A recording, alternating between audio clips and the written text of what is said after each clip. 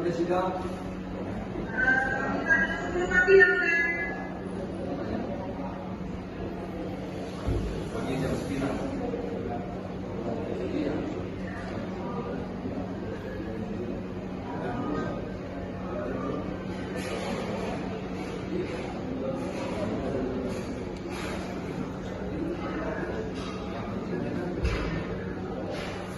Sudah makan siang aja ya? Ternyata banyak pagi.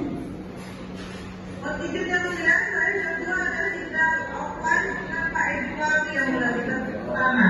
Jadi hari ini agenda sidang atas nama terdakwa Devi, klien kami dan keluarga, terkhusus Devi, agendanya putusan selah, di mana hari ini majelis hakim pokok perkara yang menangani perkara tersebut membacakan putusan selah yang pada pokoknya majelis hakim berpendapat dan berkeyakinan bahwa putusan eksepsi kami para penasihat hukum itu ditolak karena esensinya pokoknya itu sudah masuk dalam hal pembuktian materi perkara. Itu pertimbangannya Pada pokoknya bahwa apa yang kami eksepsikan itu atau keberatan kami itu sudah masuk dalam ranah pokok perkara pada saat pembuktian. Oke, Kak, kalau untuk tadi yang 4 terdakwa dihadirkan itu bagaimana, Kak?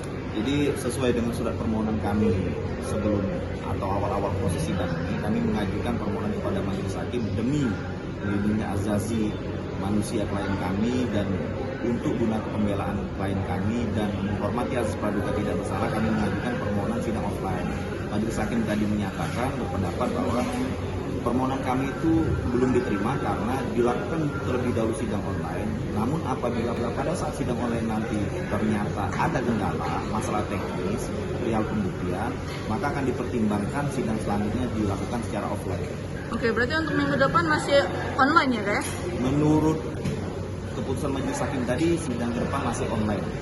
Oke, Kak, harapan kita, Kak, untuk persidangan terkait eksepsi sendiri dan Kalau harapan kami tetap pada seperti permohonan kami, guna kepentingan menjunjung tinggi asasi manusia dan guna kepentingan pembelaan klien kami, juga tetap mengedepankan azas praduga tidak bersalah. Harapan kami supaya pokok perkara yang terang, kami tetap berdasarkan permohonan kami agar kiranya para saksi-saksi untuk bisa dihadirkan di muka persidangan. siap, Kak.